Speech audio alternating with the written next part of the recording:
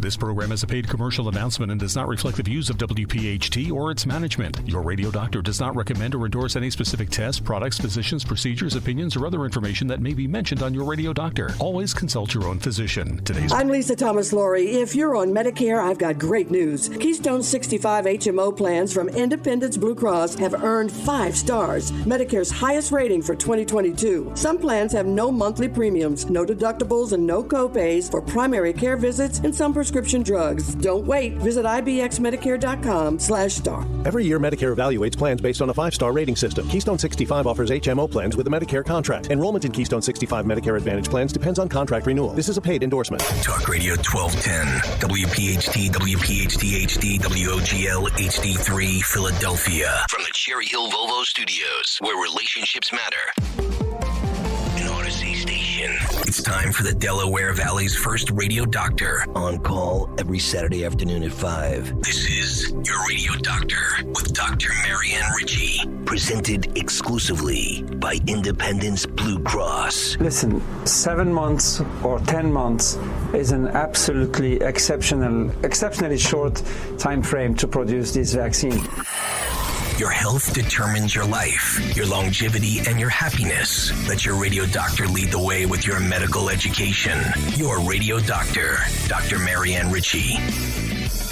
Good evening and welcome to Your Radio Doctor. I'm your host, Dr. Marianne Ritchie. It's March, Colorectal Cancer Awareness Month, and we continue our discussion about the importance of screening for this common but preventable disease. Last week, we learned that the screening age has been lowered from age 50 to 45 for everyone, men and women, maybe younger depending on your family history. This week, we'll discuss why people hesitate to undergo screening and bring good news about the PrEP, which we hope will convince more people to undergo life-saving screenings. Joining us is a very special guest, Dr. David Johnson, Professor of Medicine and Chief of Gastroenterology at the Eastern Virginia School of Medicine in Norfolk, an internationally recognized GI doctor with extensive research in several areas, 600 articles and chapters, textbooks, excellent reference books for physicians on gastroesophageal reflux disease, obesity issues in GI, the microbiome of the gut and its effects of sleep fragmentation, and colorectal cancer screening. For our National GI Society, the American College of Gastroenterology, he's held many leadership positions, including president, last year given the Weiss Award for Lifetime Achievement and Outstanding Career Service. He's a master of the American College of GI, a master of the American College of Physicians, an NIH great teacher. He's been invited to lecture around the world. He's on several national and state society committees, numerous editorial boards for medical journals, including all GI journals, a consultant for government agencies, including the NIH, the CDC, the FDA, countless awards for excellence in teaching, highly respected by his colleagues for his tremendous contributions that have advanced colorectal cancer screening, and included in that is the first published study on the value of colonoscopy. Dr. Johnson co-authored the National Guidelines for Screening and wrote a paper on the bowel prep. We are so fortunate to have him tonight. Welcome, Dave. Marianne, you're so gracious to that introduction, and to the listeners. I hope the movie, the book is as good as the movie, so our comments are going to be constructive and certainly interactive with the energy that Marianne brings to the table. I am delighted to be here. Well, thank you, and I hope I did your profile justice, and I guess you can tell that I'm shimmying up for an autographed copy of those books. Can you send those comments to my family? Because I don't think they suspect I do anything other than go to work, but that's okay. Oh, when's your birthday? Just kidding. July. It's a secret. Yeah. Okay. Well, July 4th. We'll have fireworks for you. That works. So, Dave, we know colorectal cancer is common, but often deadly and preventable. It's the perfect cancer to screen for. Why are people so hesitant? What are the most common reasons people delay or completely dismiss the screening process? Well, I think your comment, it's incredibly prevalent. So it accounts for about 153,000 new cases per year, even though we've had diligence in increasing screening over the course of the last several years. It is still incredibly prevalent, and it accounts for about 53,000 deaths per year. And for the most part, these are preventable. And for patients not to understand this and physicians not to really embrace this even more so, it's a travesty, because these are preventable diseases. The colon cancer screening is the way that we can detect polyps and remove them and prevent cancer. That's the perfect paradigm for screening, is prevention. Because polyps, the small growth that can be in the lining of the colon, start out as benign, probably most of the time. I guess occasionally a cancer can start a priori, but for the most part, they're benign. So why not go in, find them, remove them, and erase, make the slate clean, and start fresh? It just is logical to us because we provide the service. But I think people sometimes dismiss the whole process because, as you say, they're not reminded often enough, but I think that's gotten better. Sometimes people think if they don't have the risk factors of family history or obesity, they eat well, they're active, they don't smoke, they don't drink excess alcohol, and they feel okay, that there's no reason. How do you convince patients that it's important? Well, your points are spot on. The idea that it's not a prevalent disease, I always look at when I have a couple in the examining area and I talk to them both, and it may be two family members, it may be two friends, it may be a spouse or a significant other, and I can look at them and say the numbers are, if you live to 85 in this country, that your risk of developing colon cancer is going to be about 6%, a little less for women, but 5.5%. The numbers go increasingly higher relative to some new things that we're seeing, but that means that about your chances of developing colon cancer are 1 in 20, and the idea that you put two of them in the room, your numbers are 1 in 10, so the numbers are real, and the prevention is the key paradigm. The prevalence of colon polyps is increasing. You mentioned that we did the first screening trial in the world, actually back in 1987, and looked at and found that the number of patients coming in for screening had precancerous polyps about 25% of the time. What we've seen over time is that number of percent of patients that come in for screening and have precancerous polyps is increasing in some studies close to 50%. And that really raises the alarm about concern, because things have changed over the last several decades. And the risk of these precancerous polyps, as you allude to, is very much real. Recognition and removal removes virtually 100% that risk of that polyp going forward as developing cancer, again, a potentially very preventable disease. And we talk about women delaying because the pink campaigns have really been fantastic in driving women to get mammography.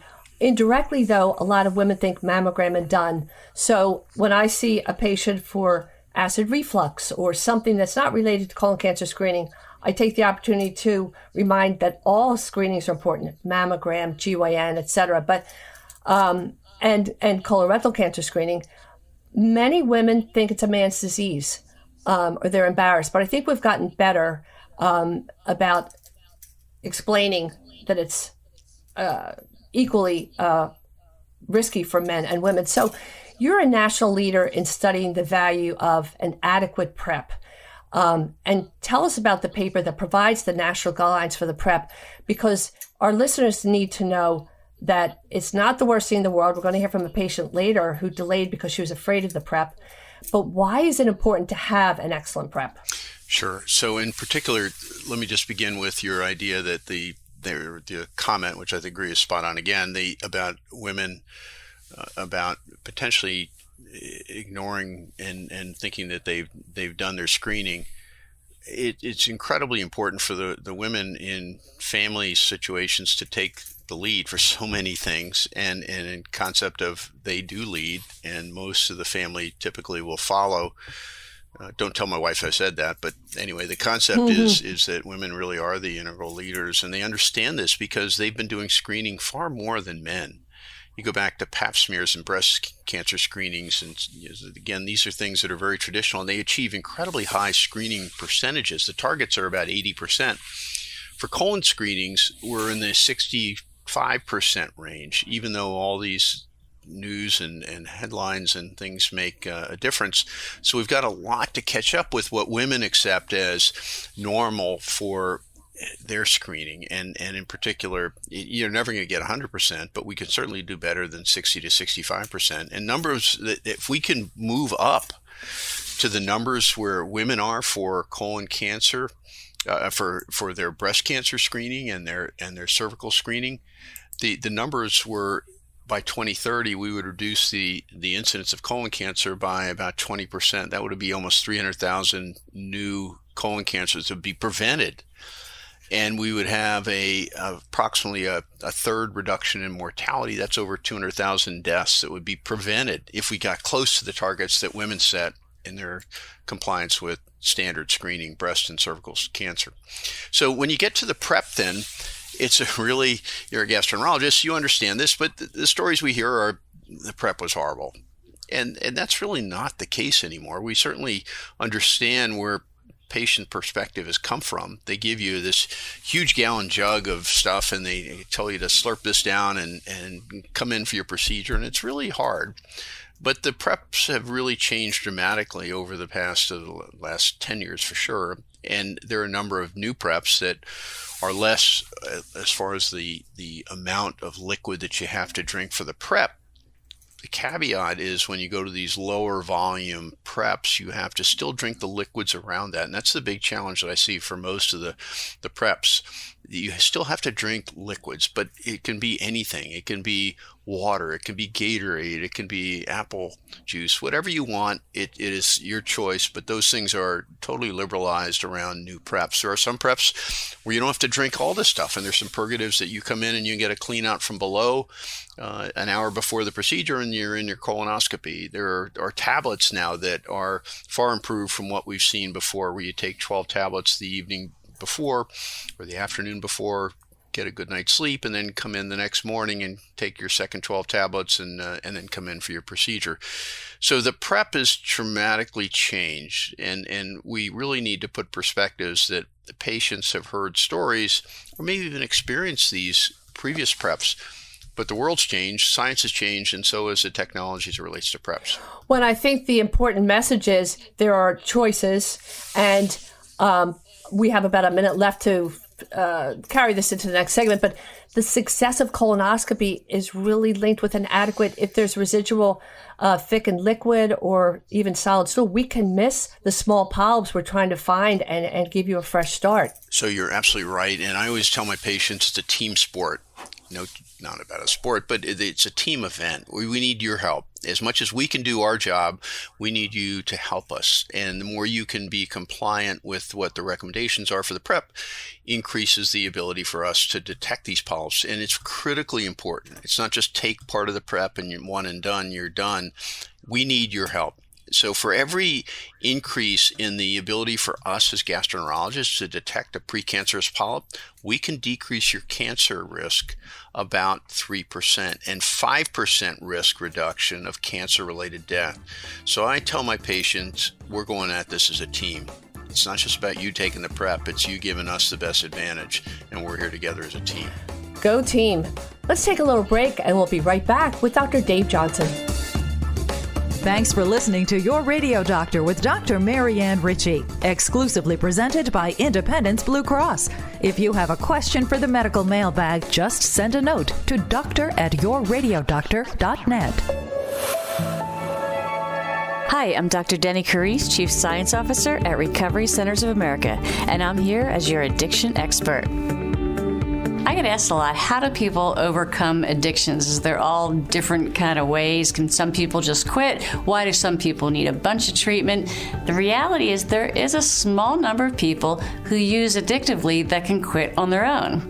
In a study where we asked, do you used to have a problem with drugs or alcohol but no longer do? And found out that 20% of people that say they used to have a problem were able to quit on their own. They didn't need any treatment or anything else. And we see that too with the Vietnam vets. There's a whole cadre of Vietnam vets that used opium and black tar heroin in Vietnam in an addictive way that just kind of quit on the way home, and it never was a problem for them again.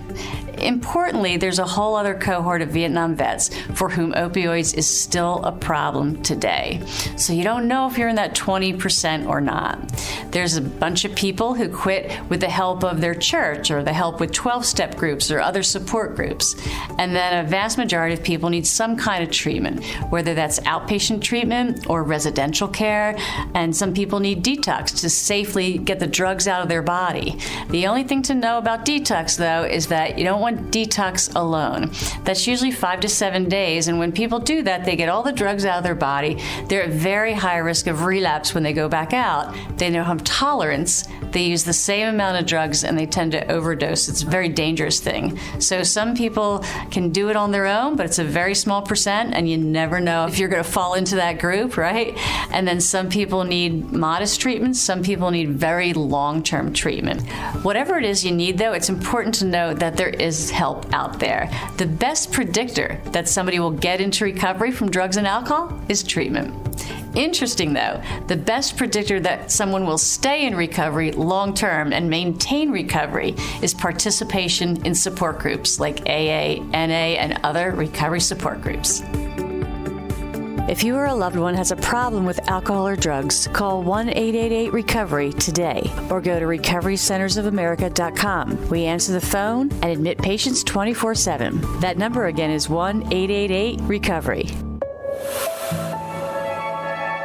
I'm Lisa Thomas Laurie. If you're on Medicare, I've got great news. Keystone 65 HMO plans from Independence Blue Cross have earned 5 stars, Medicare's highest rating for 2022. Some plans have no monthly premiums, no deductibles, and no copays for primary care visits and some prescription drugs. Don't wait. Visit ibxmedicare.com/star. Every year, Medicare evaluates plans based on a 5-star rating system. Keystone 65 offers HMO plans with a Medicare contract. Enrollment in Keystone 65 Medicare Advantage plans depends on contract renewal. This is a paid endorsement. Are you in excruciating pain brought on by your son, daughter, or spouse suffering from addiction? You are not alone. If you call Recovery Centers of America today at 1-888-RECOVERY, your whole family can begin to recover. At Recovery Centers of America at Devon and Lighthouse, your loved one will be treated with care by expert addiction professionals, while family programming will give you support and healing so that you can recover as well. RCA accepts insurance, provides transportation, and offers intervention services. Call 1-888-RECOVERY now. And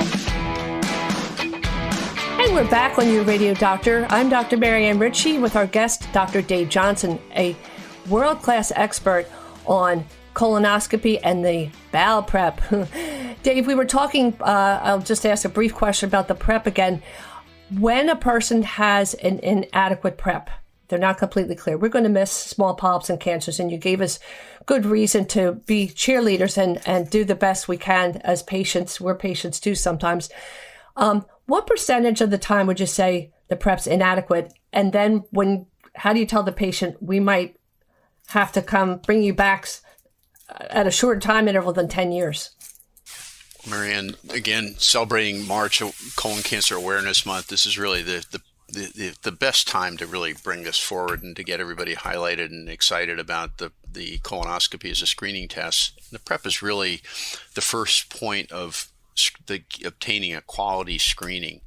And as we mentioned in the last sequence, this is really important because detection of polyps means that we can adequately identify them, but not only that, remove them. And if we can't see them well, and there are a variety of reasons where stool covers the polyps, or we're finding more and more of these flat polyps that we very much more difficult to identify unless there's an adequate preparation. And we define that as based ability to remove relatively small polyps so we can get patients into an interval that gives them the best time between their next colonoscopies.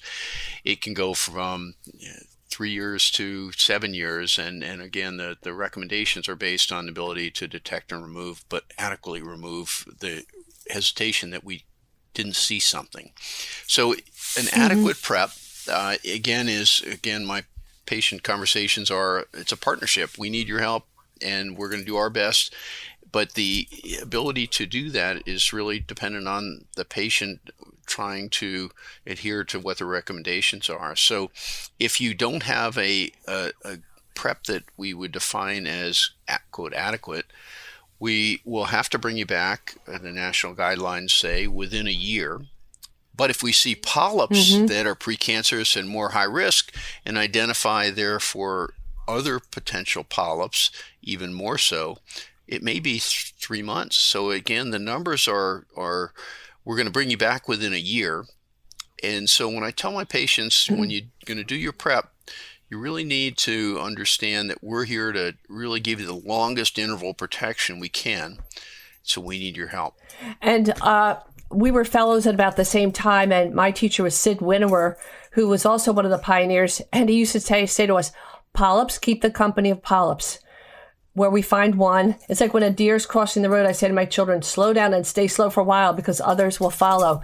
So Dave, you're a pioneer. You led the charge with the very first study in the world that evaluated colonoscopy as a screening study. Tell us, at that time, patients were still undergoing barium enemas as a test, and that's not such a pleasant ordeal. I can see why people would think colonoscopy might be difficult too. But and you and Doug Rex, whom we had as a guest last week, co-authored the guidelines for colorectal screening. Tell us about that study. Well, the idea that we can detect polyps and remove them is really important. The barium enema studies go back, and you may remember this, Marianne, back to the 60s from Sweden, where they actually were not able to do colonoscopy because it wasn't invented yet. And they were able to then sequentially follow these polyps and then determine that these polyps actually led to cancers in patients. So when we started to look at the ability to do colonoscopy, we recognized that if we could recognize these polyps early and remove them, we potentially would remove the polyp cancer risk for that individual polyp. So that's what led the charge into the mid to late 80s, and we did the first study, Doug did the second study. So, and it's now become a standard of care. But the idea that recognition is best achieved by colonoscopy, but it's only achieved by recognition and removal, which is the only test that colonoscopy is able to provide. So these other tests, as we start to talk about options, may not give you anything other than potentially detection of cancer. Mm-hmm. And so that's why we as gastroenterologists say that colonoscopy really is the best test, because it's not only diagnostic. We see the problem, we can remove it. So it's therapeutic. And I was checking on my statistics today from the American Cancer Society.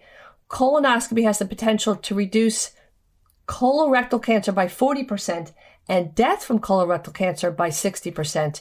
And so all of these numbers are a bit relative to listeners, but we just want to emphasize that it's a big boost in your life expectancy if you comply with these studies. So, as you mentioned, stool tests. For those who hesitate, we say, well, the best test is the one that gets done.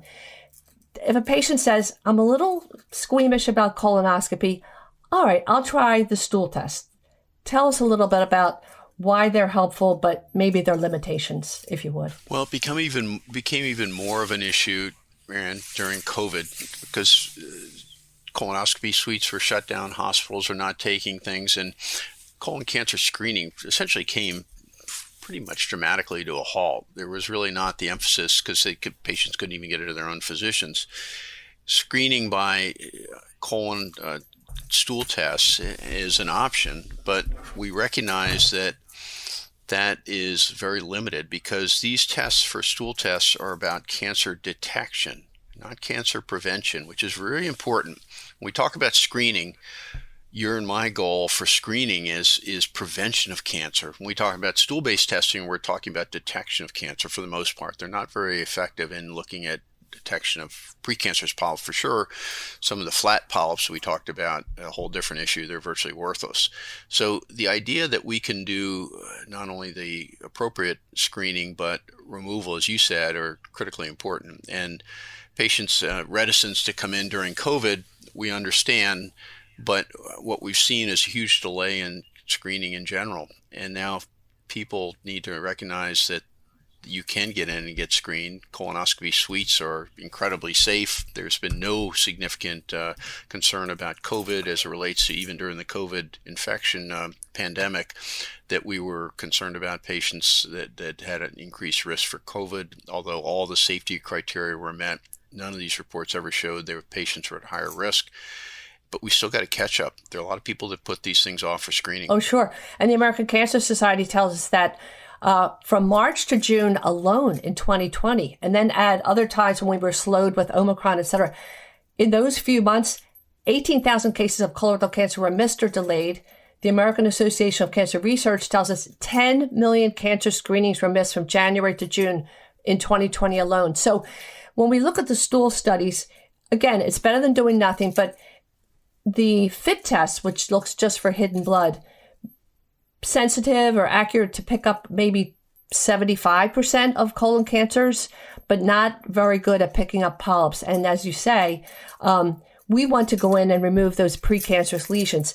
And then the newer test that combines testing for hidden blood and DNA, it's much better, 92% pickup for cancer. But again, we're still missing over half the polyps, and some of them very close to cancer, and you can only have it every 3 years. So when I say, all right, we'll do a stool test, but if you have a positive, it means you have to come back for colonoscopy. Pinky promise, yes? Absolutely. So for patients to understand, if you choose a test for cancer detection, that you're looking for a late opportunity to cure as opposed to prevention with colonoscopy and polyp resection, where it's a chance to prevent. So that really is important. And I tell my patients, don't subrogate convenience for your health. And this is really something that's really important to understand. So are there instances when a stool study is just contraindicated? Well, it's certainly contraindicated in high-risk patients. So in patients that are having any evidence of bleeding or evidence of family history of colon cancer or other things like inflammatory bowel disease. So any patient that's had colon polyps, what we've seen, unfortunately, is a lot of this, not to be pejorative, but I call it dumb it down. Convenience may represent the easier path, but they're not the ways that these tests were derived to initially meet the market. And so you really have to be careful. These are patients that are, stool-based testing is for average risk individuals. So patients that don't have family history, don't have other significant risks. And again, recognize everybody's got a risk. So people need to put this in perspective, not only for the patients, but they need to do a timeout when they talk to their primary care doc to say, is this really the right test? Mm-hmm. And as we mentioned earlier, we alluded to the idea that we both were in training in the mid to late 80s. We saw HIV, and when we first started training, HIV didn't have a name. The virus wasn't isolated, but our nation was focused on finding the reason why all these people were dying. And it's almost a parallel to now. We had to put all of our energy into the pandemic. But I actually, when we talked about coming back to work in the office, I felt safer at the hospital, just emphasizing it's safe to come back to our listeners. I felt safer there because we were all being so careful, as opposed to going in and out of the supermarket or something where people weren't, as conscientious about following the rules. So time is the most precious commodity. And one of the things about the bowel prep is that people should know is, yes, it's a time commitment, and maybe that's the reason why people delay. But with your studies and what we know now, the split prep, you could drink half the prep at this time, wait a few hours, drink the second half. If you choose to just sacrifice one day, you might drink half the prep at, say, 5 a.m., the other half at 9 a.m., and get your scope at 1 or 2 in the afternoon. So there are all kinds of ways to accommodate people, yes? Absolutely. And the other thing that we've really liberalized is the diet. So what we've published on this recently too is the ability to give food actually before the day before. We used to always victimize the patient. Unfortunately, I'd use that term, the clear liquids. And now we allow things for a selected, obviously, patients to have yogurt or breakfast or scrambled eggs or some cereal or something that doesn't have a lot of residue for maybe lunch and breakfast as well. I like this because it increases the compliance. It doesn't change the ability to detect polyps. And the patients don't have to wake up in the morning and look at it rolling out of bed saying, if I get up, I have to drink bouillon and Jell-O. And it's really changed the perspective of what we can do for the patients to make it beneficial, but also more satisfactory to what they would like to see when they do the day before preparation. Well, I want to say a very special thank you to Dr. David Johnson, professor, gastroenterologist extraordinaire from the Eastern Virginia School of Medicine in Norfolk. You like how I say Norfolk? It's not perfect, but it's not so Philadelphia. But you are a master of colorectal cancer screening and the bowel prep. I'm in awe of the work you've done, Dave, and I'm sure that your work has led to the saving of thousands, tens of thousands of lives. So thank you for joining us. Marion, I'm delighted, and thanks for great leadership on this call. And for the listeners, go blue. This is Colon Cancer Prevention Screening Month. Let's make a difference. Get screened.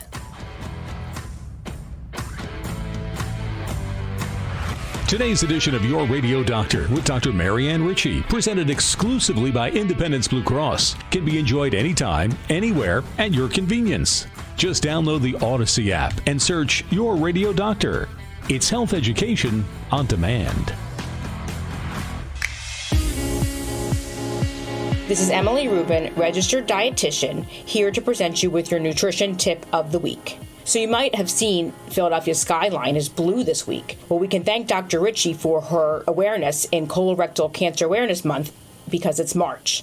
So let's discuss some of the healthy tips. A diet high in fiber and low in saturated fat is going to keep our colon happy and healthy. So one of the first tips we want to do is we really want to stay away from high-fat red meat and processed meats. There's been studies showing that eating those particular meats 3 or 4 times a week can put us at a 14% more risk of developing colorectal cancer. So what can we eat instead? Let's choose leaner cuts of meat if it's filet or sirloin, still limiting them to not more than once a week and adding omega-3 fatty acids found in our salmon and tuna. And consuming these salmon and tuna will give us these fats that can help prevent colorectal cancer for up to 10 years. Next, of course, it's fruits and vegetables, which not only provide fiber, which will keep the colon healthy, but also have B vitamins, antioxidants, and the darker the vegetables, such as spinach, and the darker the fruits, as berries, raspberries, coming into the summer season, adding all of these will keep our colon healthy and hopefully help prevent colon cancer. Another option is also trying vitamin D. We get vitamin D from the sun, but that's not always enough. There's been studies taking a vitamin D supplement, about 400 IUs per day, up to 800 IUs per day, depending on what your doctor recommends, also help in prevention of colon cancer. This is Emily Rubin, registered dietitian, wrapping up your tip of the week. For more information, go on yourradiodoctor.com. Hi, I'm Lisa Thomas-Laurie. If you're on Medicare, I've got great news. Keystone 65 HMO plans from Independence Blue Cross have earned 5 stars. That's Medicare's highest rating for 2022. Some of these Medicare Advantage plans have no monthly premiums, no deductibles, and no copays for primary care visits and some prescription drugs. And all plans include dental, vision, and hearing benefits with no copays for routine exams. Medicare's highest rating, Philly's most popular plan. Don't wait. Visit ibxmedicare.com/star. Every year, Medicare evaluates plans based on a 5-star rating system. Keystone 65 offers HMO plans with a Medicare contract. Enrollment in Keystone 65 Medicare Advantage plans depends on contract renewal. This is a paid endorsement. This is your radio doctor, Marianne Ritchie. Colon cancer, number 2 cause of cancer death. Initial screening has been lowered from age 50 to 45 because numbers are rising in younger people. Join the Blue Lights campaign in March. Put a strand of blue lights on your home or business, a blue light on your porch. Send a photo of your lights or of you wearing blue to info@bluelightscampaign.com. info@bluelightscampaign.com. Stop cancer. Get screened. When you have orthopedic issues, you need a physician who eats, sleeps, and breathes orthopedics. you need an exceptionally specialized Rothman Orthopedics physician. They not only specialize in orthopedics, each Rothman physician only focuses on one area of the body, which means you can have confidence that you can get past pain and be what you were. Schedule conveniently online at rothmanortho.com. That's rothmanortho.com. Your radio doctor, Dr. Marianne Ritchie, now Saturday afternoons at 5, presented exclusively by Independence Blue Cross. Welcome back to this segment of Your Radio Doctor. I'm Dr. Marianne Ritchie, and now I have a very special guest, my dear friend and a colorectal cancer survivor, Mrs. Mary Lux, who's here to share her story. Welcome, Mary. Thank you. Glad to be here. Well, thank you for joining us, because this is an emotional subject, and it's very brave of you to share your story with us. And we've talked about it so many times, and thank goodness you came out with positive results, and you're here to tell us a few things. I'd love to know, our listeners should hear, why did you hesitate to get screening? Okay, well, first of all, I'm old. I'm 73, and I never got a colonoscopy, and I was afraid to get one because I heard the prep was so offensive, and it, I was intimidated, and I was afraid, and they tell you, they could nick your colon, and there's all these horror stories, and it wasn't in my family that I knew of, and so I just thought, let's pretend it's not there, and we'll just ignore it and hope I don't get it. So that I was afraid, and I was afraid of the prep, and I was afraid of the outcome. I'm afraid of everything. I'm a coward. And so how did you finally decide, you said to your doctor, sign me up, it's time. How did that all come about? Well, in the worst possible way, I had just my yearly checkup with my doctor, and he insisted I got, and I was actually doing the fecal blood test, but I skipped them for a few years because that's also unpleasant. But I did it, and I got a call, and he was very insistent, and he's not like that. He's very laid back, and he said, you have to get in there. He said, there's a blood showing. He said, there's a chance you have cancer. So I did. I went in and I had the colonoscopy at a neighborhood hospital, and they stopped it because it was a large mass, and they couldn't even finish the colonoscopy, and they said it was cancer. And I was really upset, obviously, which it's exactly what the ad on TV says. You remember that moment, and you remember everything around you when they say it to you. They sent me to get blood tests, and they sent me for a CAT scan, and they came back as good as they could be, but I still had cancer. And from that point, the doctor called me and said, probably do it here. And I said, well, if this were your mother, because the doctor was about my kid's age, my son's age. And I said, what would you do? And I said, would you go to a teaching hospital, or would you stay here? And he said, well, good question. If it were my mother, I'd probably send her to a teaching hospital. And that led me to call you, Marianne, who is my friend and at a teaching hospital. Although I did hesitate because, as I said before, you always feel like you're imposing a friend. Like if you have a friend in the business, you're looking for an in. And I didn't want to appear that way because I'm no more special than anybody else who's diagnosed with colon cancer. But I'm glad I did, because you put me in with just a great team, a great bunch of people. They really were great. And I think, Mary, you're way too hard on yourself, because now we have to say, in interest of full disclosure, we're both Irish. And I know we've said this before. No, well, not that so much as my own mother, the mother of a gastroenterologist. She told one of my sisters that she had a problem, that she had seen some blood on the toilet tissue. So when I asked her, she said, no, I didn't. I said, Mom, you told Judy had it. No. And I said, listen to me. If you ever get colon cancer, you're in big trouble. Not meaning like it was a threat, not that I wouldn't help her, but I said, please, let's go. And she went into the hospital later for another reason, and they did colonoscopy, and she did have a lot of critters in there. They were all benign, but that was the source of her bleeding. So, there are guidelines that tell us, and as we know, the new screening age is down to 45 from 50. But we see why people would shy away, especially women. We already take time for the mammogram and the GYN exam. So tell us, when you finally had the colonoscopy, what did you think of the whole process? Well, it was, it's what all the people who actually have gone through it and are not, there's people that actually love to talk about their illnesses and love to magnify everything that goes wrong with them. But the people that I think are more reasonable, say the same thing. It's like the best sleep you're ever going to get. There's no side effects. You wake up, you're hungry. It's not like there's a recovery period. And even in my circumstances, which were bad, it really is not unpleasant. And it's nothing. How do I say it? It's like nothing. It's a nap. It's a lovely little nap. And it was just, I used to say I'm hard on myself, but I'm ashamed of myself because what could have been nothing, what could have been a polyp. And I told you this anecdote before, that the woman I get my mammogram from, she is a radiologist.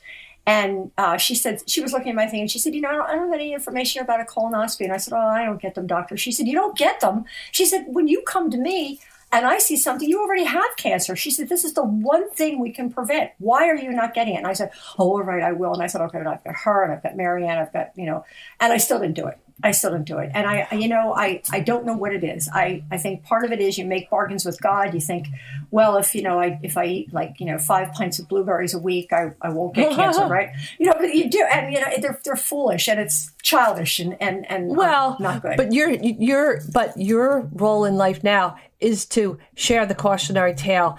And I think you mentioned earlier, some people like to talk about themselves. You are a very generous and humble person, and you don't go around complaining about this or that. And now you have reason to help people get away from those fears. When we talked about it before, you said, you know what? I thought I didn't have any risk factors. I'm not a smoker. Your weight is, you're a little skinny girl. No. You're very active. Well, you are. You just will not compliment yourself, Mary, but I can say it because I love you. But you are, among friends, other people are afraid of the prep and the process as well. And you look back and say, really? The colonoscopy was not uncomfortable. The prep was manageable. And thank the good Lord, you had surgery. You had a great outcome. No lymph nodes contained. Hallelujah. Right. You're ahead of the game. So you're out there waving those royal blue colon cancer awareness color. You're out there shaking your shakers, the cheerleader. I don't have much to shake, so therefore I'll shake pom-poms. I meant your pom-poms. That's what I meant. Sorry. So what is your final message for our listeners? Oh, well, yes, get one. Listen to the people that are have your best interest at heart. Don't listen to people who are, and don't eat that much for a day or two ahead, because it makes the prep very easy and quick and painless. Well, Mary, you are a light in the darkness, and get on and talk about your personal history like this is not easy, and it's emotional. And thank you so much for joining us, because I know even if one person has heard your message, you're changing hearts. So thank you for that. Thank you, Marianne. God bless. Your Radio Doctor with Dr. Marianne Ritchie is presented exclusively by Independence Blue Cross. I'm Lisa Thomas-Laurie. If you're on Medicare, I've got great news. Keystone 65 HMO plans from Independence Blue Cross have earned 5 stars, Medicare's highest rating for 2022. Some plans have no monthly premiums, no deductibles, and no copays for primary care visits and some prescription drugs. Don't wait. Visit ibxmedicare.com/star. Every year, Medicare evaluates plans based on a 5-star rating system. Keystone 65 offers HMO plans with a Medicare contract. Enrollment in Keystone 65 Medicare Advantage plans depends on contract renewal. This is a paid endorsement. This is your radio doctor, Marianne Ritchie. Colon cancer, number 2 cause of cancer death. Initial screening has been lowered from age 50 to 45 because numbers are rising in younger people. Join the Blue Lights campaign in March. Put a strand of blue lights on your home or business, a blue light on your porch. Send a photo of your lights or of you wearing blue to info@bluelightscampaign.com. info@bluelightscampaign.com. Stop cancer. Get screened. When you have joint pain, you need a physician who eats, sleeps, and breathes joints. Someone so focused on their specialty, they've written the book on it, literally. You need an exceptionally specialized physician from Rothman Orthopedics. They not only specialize in orthopedics, each Rothman physician only focuses on one area of the body, which means you can have confidence that you can get past the pain and be what you were. Schedule conveniently online at rothmanortho.com. Official orthopedic partner of the Eagles, Phillies, and Sixers. And welcome back to our final segment of Your Radio Doctor, Coaches versus Cancer. The former head of University of Missouri's men's basketball, Norm Stewart, a cancer survivor himself, challenged fans to pledge a dollar amount for every 3 points his team made during the season. The idea grew, and the American Cancer Society joined with the National Association of Basketball Coaches in 1993, creating an effort uniting coaches across the country to bring help and hope to people facing cancer. Tonight, we welcome Ashley Howard, head coach of men's basketball at LaSalle University, home of the Explorers, to share more about Coaches versus Cancer in Philadelphia. Coach Howard is Philadelphia royalty. He played for Monsignor Bonner, then Drexel University. An impressive history as assistant coach for LaSalle University, Drexel University, went west for a little bit to Xavier, then Villanova, and now LaSalle has the good fortune to call him their head coach. Welcome, Coach. Thank you, Marianne. I appreciate you having me today. Well, I'm sure our listeners would love to hear more about the mission of Coaches versus Cancer at the national level, and then we can talk about Philly. So, we're all very fortunate, us coaches in Philadelphia, to have a brotherhood, and then to be able to use our platform for an amazing cause. Coach Phil Martelli and Fran Dunphy, they really led the charge, I would say probably about 20 years ago, just getting the initiative of Coaches versus Cancer Philadelphia off the ground. And we've been the leading supporter of the Coaches versus Cancer initiative throughout the entire country. So now, Coach Wright and Coach Steve Donahue at the University of Penn, those guys are spearheading this deal. And I'm just extremely fortunate to be a part of it, to move the initiative forward. It's helped to save a ton of lives, and it's helped to create awareness and support for cancer patients, not just in the Philadelphia region, but throughout the entire country. So for us to be able to use our platform as basketball coaches to do something positive, to make an impact on the lives of others, is something that's special to all of us who are involved. And really, basketball has been the heart of Philadelphia for so long. In full disclosure, I am a St. Joe Hawkette, and so I get it. I love Philadelphia basketball, and I know this coming Monday, you have your Coaches versus Cancer Tourney tip-off breakfast. Tell us a little bit about that. The Palestra truly is the heart of the basketball in the city. Absolutely. So we have our NCAA tournament kickoff breakfast every year, the Monday after Selection Sunday. And, what an unbelievable venue to host a breakfast in honor of Coaches versus Cancer, where we bring all of the City 6 coaches up. We give our pre NCAA tournament selection thoughts on who we think will advance into the NCAA tournament. We offer our support for the teams that are participating.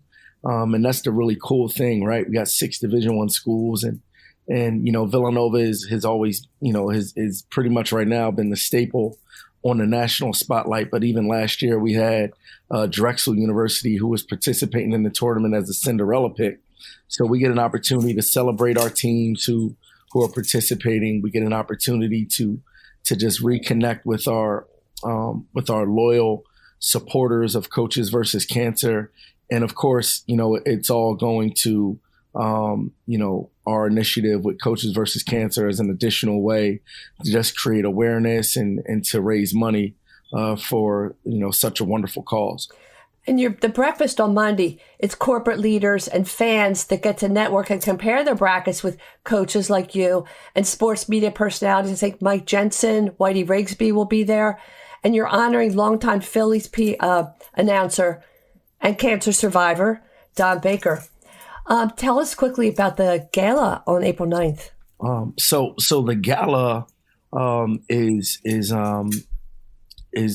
where we all get an opportunity to get dressed up, and again, we have our corporate sponsors, and it's a black tie affair, and everybody comes together, and we do a raffle where we raise some pretty substantial money for Coaches versus Cancer. We get an opportunity to recognize a Philadelphia-based cancer survivor and somebody who is an inspiration to us all.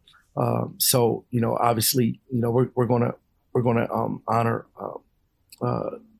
Coach Herb McGee this year, who is a Philadelphia legend, basketball Hall of Famer, right? So, it's a really cool opportunity for us all to get together, get dressed up and celebrate each other. And again, just another really cool opportunity and way to raise awareness and raise money for a really good initiative. And Herb McGee, of course, 62 years. He was there when it was textile. Then he was there when it was Philadelphia University. And of course, I'm a Jefferson doc, so we're all one family. It's now joined together as Jefferson University. 62 years, and he had 1,000 wins. I think only 4 college coaches have ever reached that milestone. If people want to come to the breakfast on Monday or the gala, they can get tickets at phillycvc.org so they can remember Coaches versus Cancer, yes? Yes, yep. phillycvc.org. You can order tickets for the for the breakfast, and you also have options to participate in the gala as well if you would like. And I know you shared with me that this is bigger than just helping other people. This is coming from your heart because you lost your mom to cancer. And that's tough to share. Yeah, well, we've all been affected and impacted by this disease in some way, shape, or form. Everyone has. I lost my mom in 2011. I'm sure everybody has a story that they can share. That's why this initiative is so important. And I believe it's the reason why we all get the support that we get, because everyone has experienced it on some level, whether personally or someone close to them. So we can all relate. But the most important thing is that we continue to move this initiative forward and make it better than it's ever been. Our goal isn't to just fight cancer. Our goal is to crush cancer, because we've all had that direct impact where it's really left a significant scar in some cases.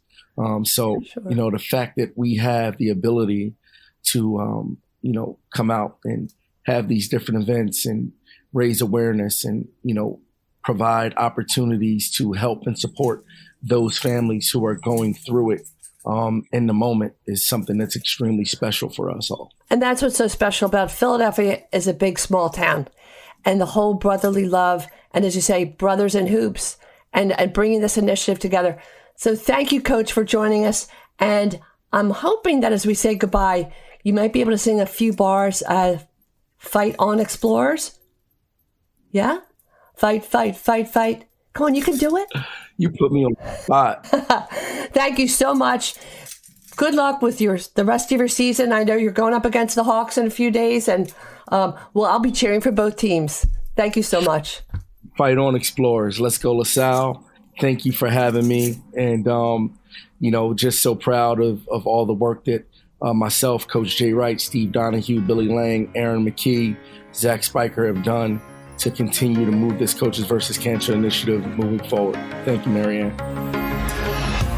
Now, your real champion, presented by the Rothman Orthopedic Institute.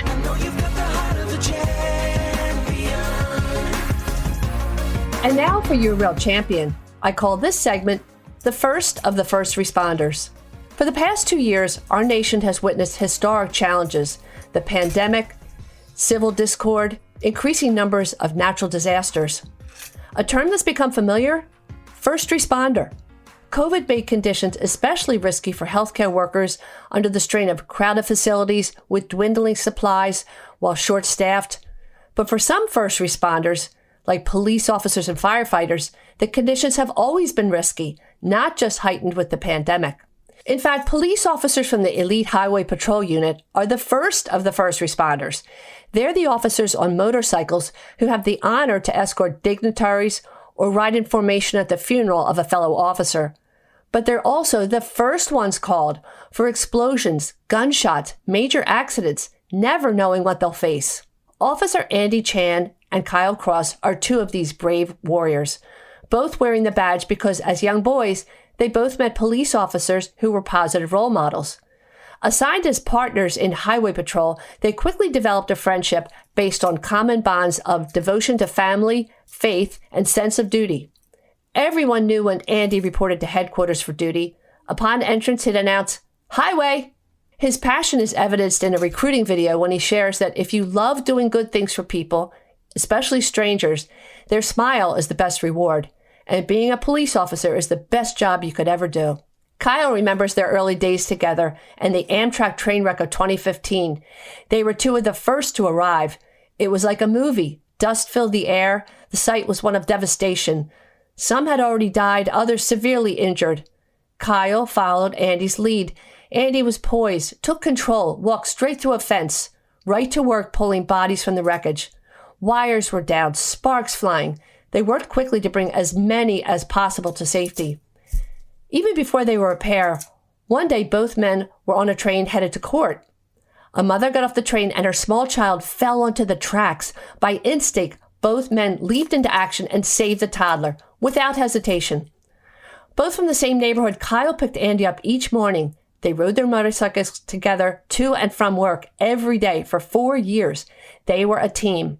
Kyle remembers with mixed emotions. When he became sergeant, he was honored by the promotion, but would no longer be Andy's partner.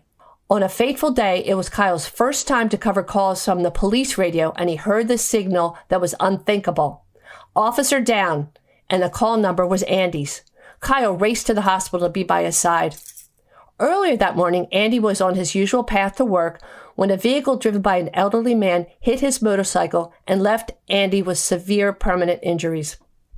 Kyle stayed at his bedside for 2.5 days without changing or showering, hoping Andy would respond. Kyle requested that he be assigned to stand duty at Andy's hospital room for the long months to follow, always with his friend. After weeks in intensive care and a year in physical rehab, Andy finally went home.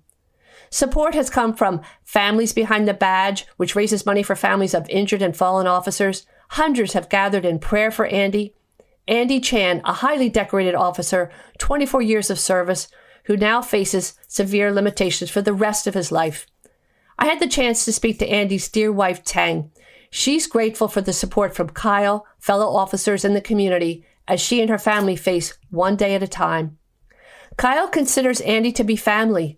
It was Superhero Day at school last week, and Kyle's 2 children wore T-shirts bearing the face of their uncle, Andy. Kyle shares that the accident changed everyone's life, especially in highway patrol. You never know what can happen. Be thankful for every day. As for loyalty and devotion to his partner and friend, he replied, "I'm there for him, just like he'd be there for me." We salute you, Sergeant Kyle Cross and Officer Andy Chan. You're real champions.